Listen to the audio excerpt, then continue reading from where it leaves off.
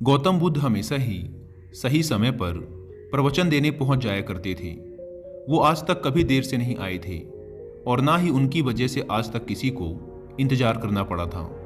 लेकिन आज पहली बार ऐसा हुआ था कि उनके शिष्यों को उनका इंतजार करते काफी समय हो चुका था, लेकिन बुद्ध अभी तक प्रवचन सभा में नहीं पधारे थे।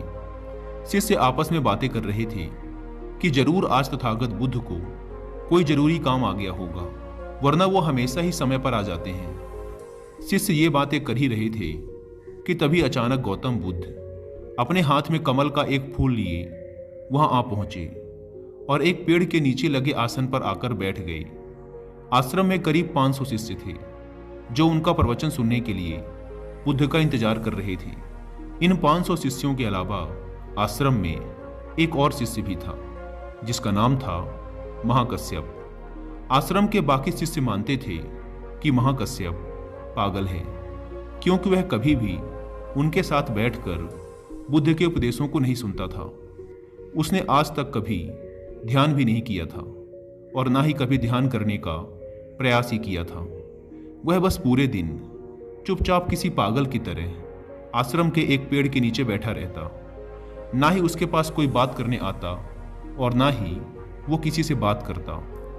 जब उसका मन करता तो आसपास के गांवों में जाकर थोड़ी सी भिक्षा मांग लेता और भिक्षा में जो कुछ भी मिलता उसे खाकर उसी पेड़ के नीचे फिर बैठ जाता।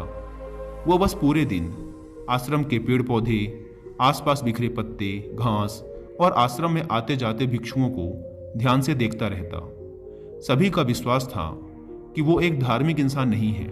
आश्रम में रहने वाले सभी भिक्षुओं का मानना था कि वो एक पागल और मूर्ख इंसान है जिसे कोई भी कुछ नहीं सिखा सकता। तो आज के दिन गौतम बुद्ध आए और आकर आसन में बैठ गए। बैठते ही उन्होंने अपने हाथ में लिए कमल के फूल को देखना शुरू कर दिया। शिष्य इंतजार कर रहे थे कि बुद्ध कुछ बोलेंगे, लेकिन बुद्ध कुछ भी नहीं बोले। वो बस उस कमल के फूल को ध्यान से देखते रहे। बुद्ध उस कमल के फूल को देखने में इतने खो गए, इतने ध्यान मग्न हो गए कि कब मिनट घंटों में बदल गए उन्हें पता ही नहीं चला। कई घंटे गुजर चुके थे, लेकिन बुद्ध ने एक शब्द भी नहीं बोला था।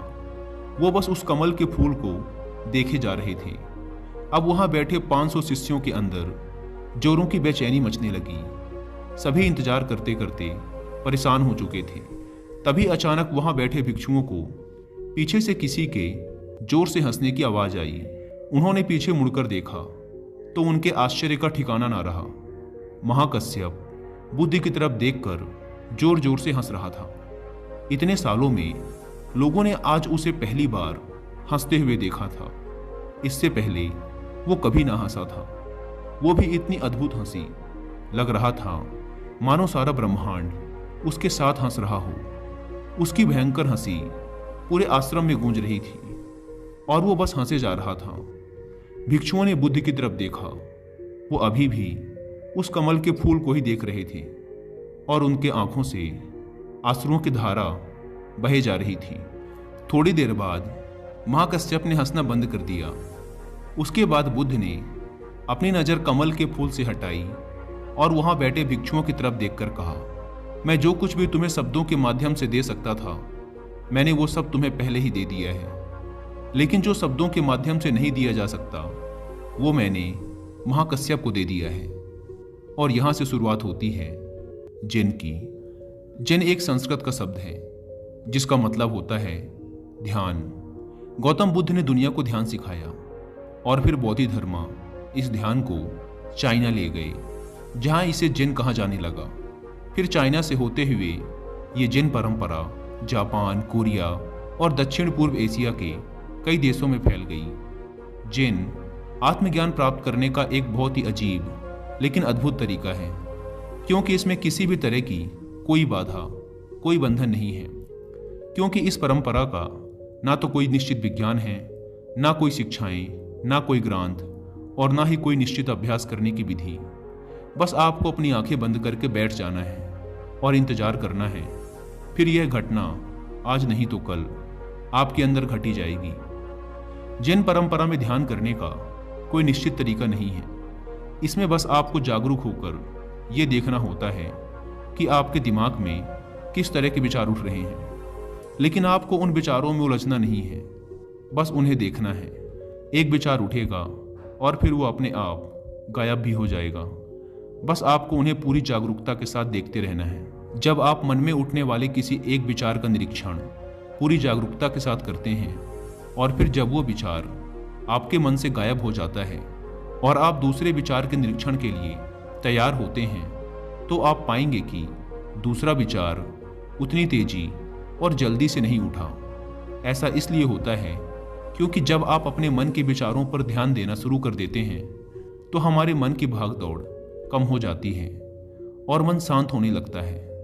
और फिर एक ऐसी अवस्था भी आती है जब हमारा मन विचार मुक्त हो जाता है। मन में कोई विचार नहीं होते। दो विचारों के बीच की यही विचारहीनता ही सच्ची चेतना कहलाती है। शुरुआत में इस विचारहीनता का समय ज़्यादा लंबा नहीं होता। ये ज़्यादा से ज़्यादा 8 से 10 सेकंड का ही होता है, क्योंकि हमारे दिमाग को सालों से लगातार सोचने की आदत पड़ चुकी है। लेकिन अगर हम लगातार प्रयास करते रहें तो धीरे धीरे विचारहीनता का ये समय भी लंबा होता चला जाएगा। और ये समय जितना लंबा होगा उतना ही हम जिन को समझ पाएंगे, ध्यान को समझ पाएंगे, और उतना ही हम खुद के और करीब होते चले जाएंगे।